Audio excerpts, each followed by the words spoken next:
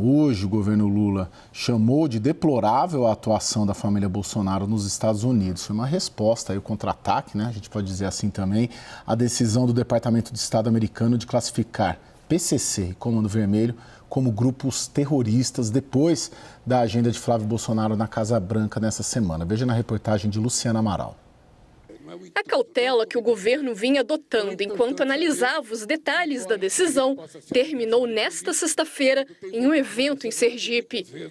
O presidente Lula subiu o tom contra a gestão Trump e, especialmente, a família Bolsonaro. Eu tive 3 horas com o presidente Trump, 3 horas com ele. Entreguei 4 documentos para eles. Um deles era o combate ao crime organizado. O seu Marco Rubio não estava lá. Possivelmente porque ele estivesse preparado para ajudar um filho de um bolsonarista que é candidato à eleição aqui nesse país, que não tem vergonha na cara de trair a nossa pátria, de ir nos Estados Unidos pedir intervenção americana no Brasil. O governo adotou como argumento de contra-ataque a defesa da soberania nacional, assim como fez no ano passado, quando os americanos aplicaram o tarifaço contra o Brasil. O Planalto diz que o Brasil é uma nação soberana que combate de forma permanente o PCC e o CV, entre outras facções e milícias, que praticam o terrorismo nos territórios em que vivem milhões de famílias. O governo também enfatiza que a decisão do Departamento de Estado americano só aconteceu pela articulação da família Bolsonaro. A segurança da nossa população é importante demais para ser manipulada politicamente por traidores que tentam confundir esses conceitos, por falsos patriotas envolvidos com o crime organizado que pedem a autoridades estrangeiras a interferência em assuntos brasileiros. E continua ao chamar de deplorável que, mais uma vez, integrantes da família Bolsonaro viajem aos Estados Unidos para defender intervenção estrangeira no Brasil. O governo teme que a decisão americana reduza a troca de informações entre as polícias e afete o sistema financeiro do país, inclusive o Pix, que já estava na mira dos Estados Unidos. Pensam mais em si do que no país, porque isso é ruim para o Brasil. Pode ter consequências na área do sistema financeiro, na área da economia, não vai resolver nada em termos de combate ao crime e pode prejudicar a economia. A aposta é de que, fora os argumentos técnicos, a acusação de que a família Bolsonaro atua contra os interesses nacionais fará Lula se blindar. Ao mesmo tempo, o Planalto se preocupa em não passar a imagem de que estaria defendendo criminosos. Em mais uma frente de ataque, acusa o clã Bolsonaro de envolvimento com milícias. Se ele fosse pedir intervenção para prender miliciano, eles ficavam presos lá. Entre os bolsonaristas já era sabido que a iniciativa desagradaria o mercado financeiro a quem Flávio quer atrair. Mas o cálculo interno é de que o pré-candidato ganhará mais no voto popular com o discurso de ajuda estrangeira para asfixiar as facções. Tiago, a minha impressão é que o governo respondeu pela via política, né? Entendeu como política, trafegou pela política, onde o presidente Lula consegue trafegar bem. Eu queria a sua impressão. Realmente, Caio, e a carta, né, enfim, a nota que foi divulgada hoje, acho que vai bem nessa linha, né? Uma nota agressiva, uma nota, inclusive, como a reportagem mencionou, que cita a família Bolsonaro, algo que foge ao princípio da impessoalidade da administração pública e que indica, portanto, que o governo federal está respondendo a um ato político eleitoral também com uma ação política.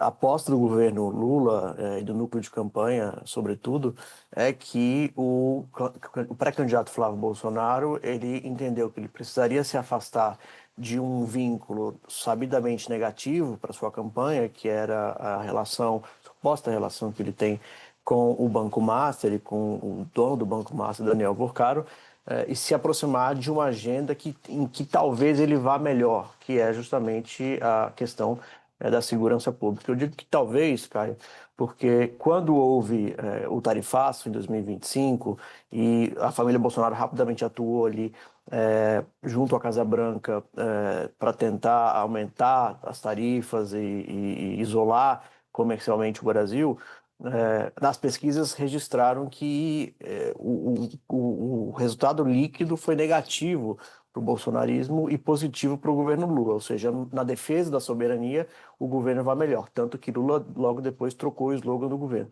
Então, o governo parece apostar na tese de que o fato de ontem ele não vai se sustentar, ou seja, de que esse suposto ponto que o bolsonarismo ganhou ontem não vai se traduzir em dividendos eleitorais, ou que dirá em dividendos já nas pesquisas, pelo menos é o que parece indicar essa nota que foi divulgada hoje. Jussara, vamos olhar bem a fala do presidente Lula, né? Analisar essa fala do presidente Lula. Ele cita PCC e Comando Vermelho, ele fala, são organizações terroristas para a comunidade brasileira, dando uma avaliação, vamos dizer assim, lato sensu, né? Não entrando no debate técnico, né? Sobre ser ou não ser uma organização terrorista. O governo, o presidente, a campanha, eles estão num limiar muito sensível ali para entrar nesse debate, pela dificuldade histórica do petismo e pela dificuldade técnica desse debate mesmo. Como que você sentiu hoje em Brasília o governo / campanha do presidente Lula se preparando para esse debate sobre segurança pública durante esse ano eleitoral? Caio, foram 18 horas até vir a primeira manifestação do governo, né, que acabou orientando, inclusive, a manifestação do próprio PT, né? Os congressistas já tinham reagido, mas a cúpula do PT demorou a fazer uma publicação sobre essa equiparação das facções e organizações terroristas. Qual que foi o cálculo e por que demorou tanto? Primeiro que era o seguinte, tinha uma plena convicção do governo e da pré-campanha do presidente Lula de que todas as palavras teriam que ser muito calculadas para que não fosse entendida, interpretada e usada pelos seus adversários como uma defesa das organizações criminosas. Então, quando a gente olha a nota detalhadamente, a gente vê que eles dedicam muito tempo fazendo críticas às organizações criminosas, condenando as ações das facções e falando o que o governo fez até aqui. Esse foi o caminho adotado para eles tentarem se blindar, para tentar explicar que a questão do governo brasileiro não é uma proteção às organizações criminosas, mas uma questão de defesa da soberania e aos riscos que o Brasil fica submetido a partir de uma medida como essa dos Estados Unidos. Esse é o ponto que o Brasil vem batendo. E aí, quando a gente vê o Brasil, o governo Lula, citando a questão do PIX, que é uma pauta popular, não pode mexer no PIX, que a população reage. Então, o governo Lula acaba seguindo por esse caminho na tentativa, claro, de buscar esse apoio para não perder esse discurso, porque, afinal de contas, como você bem citou aqui na abertura, Caio, o discurso da segurança pública, da linha dura, está com o bolsonarismo. Por outro lado, também foi uma decisão muito pensada e calculada em logo colocar nessa nota a citação à família Bolsonaro. O que me disseram foi o seguinte, olha, a gente vai lidar com os fatos. Eles mesmos estão dizendo, se orgulhando, se vangloriando de ter conseguido essa medida. Então, vamos dar nome aos bois e, portanto, citar que eles foram atuar contra o Brasil porque é uma medida que expõe muito o país. Essa é a questão. Mas aí, Caio, eu já te devolvo, foi uma solução encontrada pelo governo para ele falar para o público interno, porque até agora o governo não tem nenhuma previsão de ir lá bater na porta da Casa Branca dos Estados Unidos ou do Departamento de Estado para questionar essa medida. O que eles me dizem é que estão esperando um momento externo de reagir lá fora. Aqui o recado é político, é uma pauta eleitoral e essa é uma preocupação, sobretudo neste momento, em meio a essa discussão. Caio. Lucinda, quem está fazendo de fato o debate técnico sobre isso? Acho que nós da imprensa, os formuladores de políticas públicas nesta área, fazem muito bem esse trabalho, Fórum Brasileiro de Segurança Pública, os profissionais que combatem o crime, Como que os agentes econômicos reagiram, De tudo que a gente estudou e leu e conversou hoje, fiquei com a impressão que o primeiro impacto vai ser econômico, ou tenderia a ser econômico. O que você sentiu hoje nas suas conversas com o setor produtivo, com o mercado? Gostaram, não gostaram? Como que eles estão se preparando? Impacto direto dessa decisão na vida deles? Olha, Caio, a primeira coisa importante de dizer é que não foi exatamente uma grande surpresa. Estava todo mundo já esperando e, de certa forma, até se preparando. Eu conversei até com alguns escritórios de advocacia que já estavam fazendo reuniões, encontros com clientes ali, especialmente de setores específicos que são mais vulneráveis aí a essa medida, e orientando sobre a necessidade de se criar ali políticas de compliance muito mais rigorosas, etc. Então, não se sabia o momento, ninguém imaginava que seria agora, mas a verdade é que esse assunto já está super na pauta, tanto do setor bancário quanto das empresas, justamente por conta das ameaças que já tinham sido feitas. Seja como for, o que parece é que qualquer efeito agora vai ser muito mais sobre as empresas do que exatamente sobre bancos. E fintechs, vamos lá, grandes bancos ou bancos médios, eles já têm, na verdade, uma política bastante rigorosa. Então, de prevenção à lavagem de dinheiro, monitoramento de transações, tem uma política de conheça seu cliente. Então, essa ideia de entender se aquele cliente pode ter algum tipo de exposição, algum comportamento criminoso. E tem uma prática bastante rigorosa que é fiscalizada pelo Banco Central e também pela CVM, mas principalmente pelo Banco Central, de que qualquer comportamento fora de padrão, o banco ele é obrigado a avisar imediatamente ao COAF. Então, onde está o risco maior? Principalmente em fintechs de menor porte. Fintechs mais estruturadas até já cumprem esses requisitos, já fazem esses protocolos, porque esse é um processo que vem acontecendo, inclusive de forma paralela à digitalização. Então, na medida em que você tem as coisas acontecendo de forma em tempo real, mais integradas, naturalmente o cerco do BC vem aumentando em relação a essas instituições.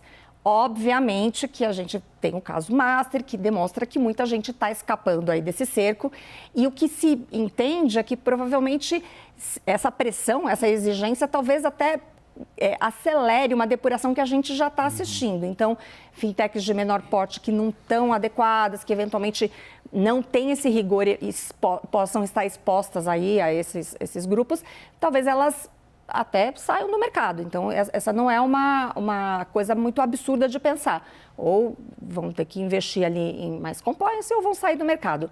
Agora, onde está também o outro ponto de fragilidade? Existem alguns setores que estão muito mais expostos à prática do crime organizado. Distribuição de combustíveis, medicamentos,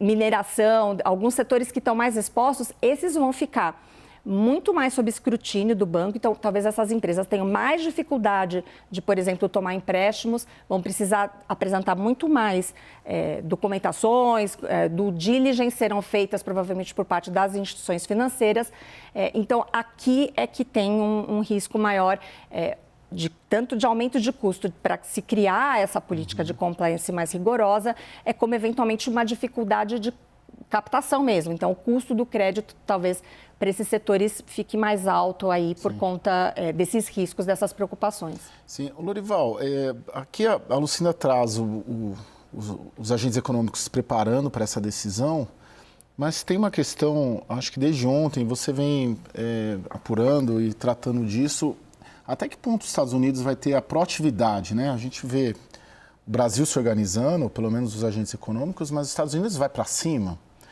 Ou vai ficar uma decisão ali no papel, igual já entrou agora à noite aqui no cadastro ali do Departamento de Estado, PCC e Comando Vermelho como organizações criminosas? Ou vai ter sanção? Vai no limite? Vai atuar em cima? Vai ficar em cima? Você tem essa percepção?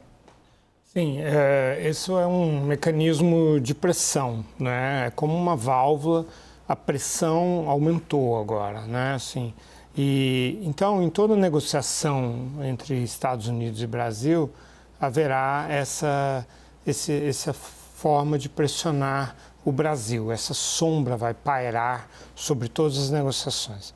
E todas as vezes que o Brasil frustrar os Estados Unidos em algo que seja estratégico para os Estados Unidos, eles vão lançar mão dessa carta, né, que em inglês chamam de leverage, né, essa alavanca, essa carta na manga.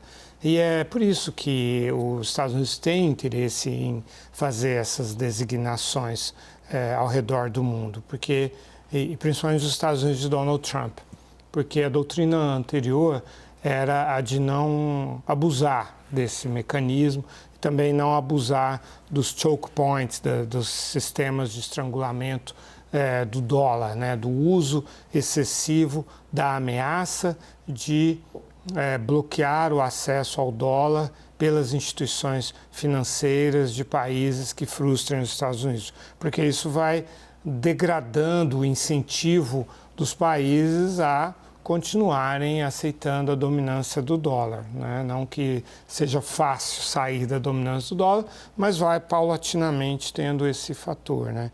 E também tem o problema da legalidade. Os funcionários do Departamento do Tesouro, eles podem responder na física por abusos que sejam cometidos, né? Por isso foi um super bônus que o governo americano ganhou, no caso do Departamento de Estado, ao receber um líder representativo de uma parcela significativa do eleitorado brasileiro, dizendo que sim, que existem razões para adotar essa medida. Então, isso foi um atalho que foi dado ao governo americano. Não precisa mais consubstanciar esse racional, porque tem ali o próprio país ou uma parte do país pedindo isso. Sim. Agora, Thiago, na sua avaliação, há uma possibilidade... O bolsonarismo está comemorando o final dessa semana, né? Essa sexta-feira, essa medida.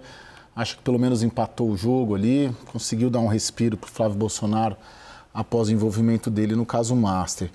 Agora, a Lucinda e o Lorival relatam ali, tem todos os agentes econômicos quanto o governo vão ter que promover algumas ações para se blindar de possíveis sanções até. Tem algum cálculo, você imagina, sendo feito no campo da oposição, do bolsonarismo, de que essa medida pode, ao fim e ao cabo, ali na frente, ser, como você citou na sua primeira entrada, quase que como um tarifaço, ser um tiro no pé para quem promoveu e levou ela adiante? Acho que sim, Caio, porque tem a questão, a dimensão da soberania, né? Ou seja, um senador da República Brasileira recorrendo tanto ao presidente quanto ao chefe da diplomacia norte-americana para que se adote uma medida contra o país, na linha do que aconteceu no tarifaço do ano passado, mas também tem a questão prática e objetiva, que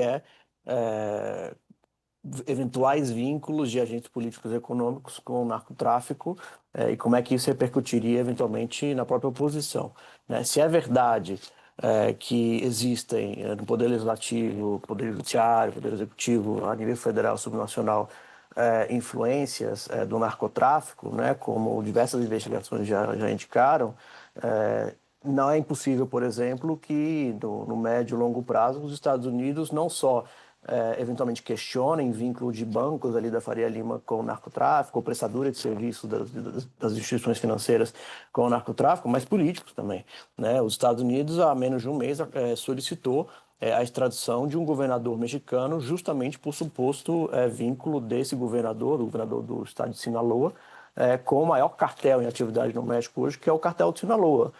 E isso gerou uma baita crise no México, porque jogou para o colo do partido da presidenta Sheinbaum vínculos, né, enfim, acusações de vínculos com corrupção e com narcotráfico.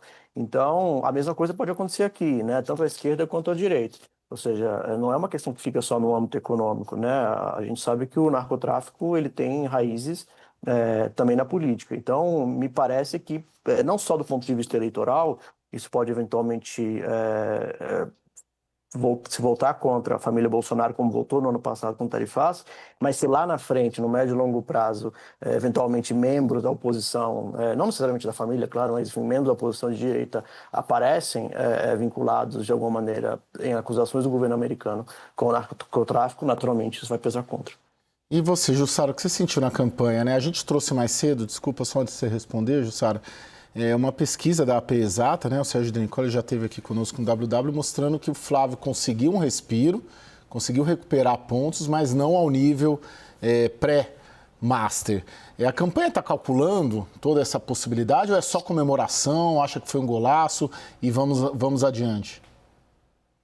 Caio, a campanha está comemorando como um golaço. Inclusive, hoje, o senador Flávio Bolsonaro esteve em Curitiba, onde participou do pré-lançamento da campanha do senador Sérgio Moro ao governo do estado do Paraná, e ali todo o discurso foi muito centrado nessa questão da equiparação das facções e organizações terroristas, ou seja, eles veem essa medida dos Estados Unidos como um trampolim para Flávio Bolsonaro se recuperar nas pesquisas de intenção de voto, mas, sobretudo, Caio, para fazê-lo reconquistar a militância. Desde que foram revelados os contatos de Flávio Bolsonaro com Daniel Vorcaro, dono do Banco Master, Flávio passou a enfrentar uma crise de confiança, ou seja, era uma questão muito mais interna do que para fora. Afinal de contas, a grande questão é que Flávio Bolsonaro estava com medo, a equipe dele perder esse entusiasmo da militância. Quando vem essa medida dos Estados Unidos, Flávio vê nisso uma oportunidade de se reconectar com esse bolsonarismo chamado raiz, bolsonarismo mais radical,